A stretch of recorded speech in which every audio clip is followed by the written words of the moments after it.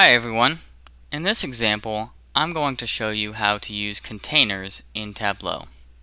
In this dashboard, I'm showing two visuals with borders around the legend and the chart. First, I'm going to need state and sales. I'm going to make this a filled map. Next, I'm going to need profit and state. I'm going to switch the axis and color by profit. Sort it highest to lowest and remove country. Now I'm going to build a dashboard. I need two containers, two vertical containers. I'm going to bring them in.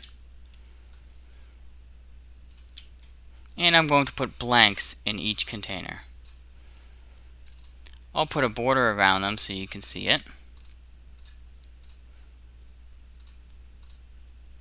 And I'm going to put two blanks in the second container. That helps me add objects to it later. Now I'm going to add the map view and add the state view. I can bring the sales into this container and profit stays there. At this point, I can delete my blanks